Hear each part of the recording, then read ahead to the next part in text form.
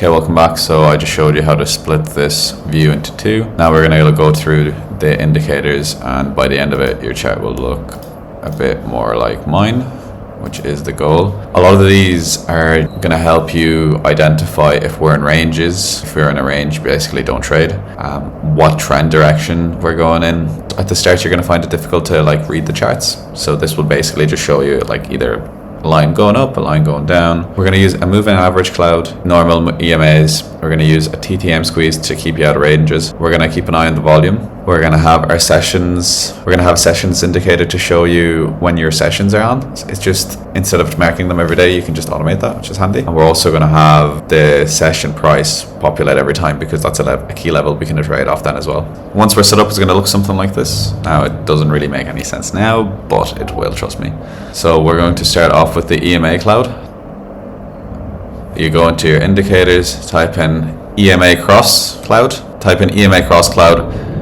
and you're gonna use the one by Syntax Geek. So add it to your favorites with a star, and then you're gonna open that up. Your inputs are gonna be 21, 55, 200, and 34. Style, fast is gonna be blue line, slow is gonna be yellow. Say that's fast light is gonna be blue, slow is gonna be orange. Plot background, put the opacity of 50 for these, gray, green, pink. Precision, default, labels, price. Labels on price scale, values on line status. And then visibility, everything's enabled.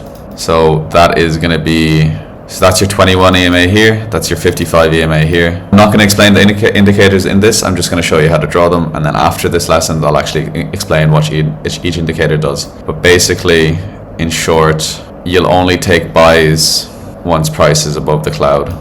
Once price is below the cloud, you'll take sells. So for example, you can see here, buys, buys, buys, buys, buys. Very straightforward. Also something to note, so yeah, again, buys above the level, EMAs flip, then you have sells. Then you have sells below the level. Okay. Then on your 5-minute chart, you're going to add different inputs. So you're going to have 9, 21, 200, 34, and then the colors and everything else is the same. So these are just slight different EMAs. So you're using a 9 EMA and a 21 EMA on the 5-minute. Then this yellow line here is our 55 EMA on the 5-minute. So this is here is our 5-minute EMA on our 1-minute chart. Works again like this. So it's basically buys when you're above, sell when you're below. Just something to make things a bit easier for you to read the charts. So I like having this in yellow. So 55, close, EMA, length 5-minute and 5-minute time frame. Styles, I like this kind of step line, make it harsh so it's very hard to miss. This will save you a lot of the time. And then its visibility is the same, and it's the same on the 5-minute. So to add that as well, you'd go into here, and to add that one, you would go into moving average exponential. Next is something pretty straightforward. So see the way here it says Tokyo, here the way it says New York, here it says London. So that's just really handy to have. You know, when New York opened, Tokyo, London. You go into your indicators tab again. You go into SFL sessions opens, unknown uni, and the one that has about 215. So you enable that. I have these, so open hour 9. Basically pause it here and it copy all these. Then style, lines and labels, visibility, everything's enabled again. So this is just something very simple when you're going onto your session, or even when you're backtesting or when you're charting. It's just super handy. Instead of trying to find exactly what time it was, you just go, okay, London was here. I can mark my highs, mark my lows, boom. Next we're gonna do sessions open price by intrusive FX. Now what this is, see these little dotted lines? These are, so this would be like New York open, this would be like Tokyo open, this would be London open.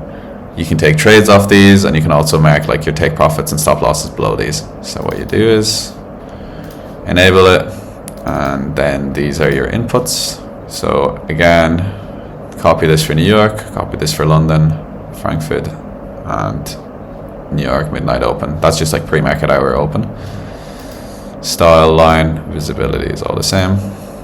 If you didn't enable the volume indicator on the previous lesson, let's just type in volume here, it'll come up. These are your volume bars here. So once we talk more about price action, I'll explain how to use these. Finally, for the TTM squeeze, you're going to TTM squeeze by Greeny.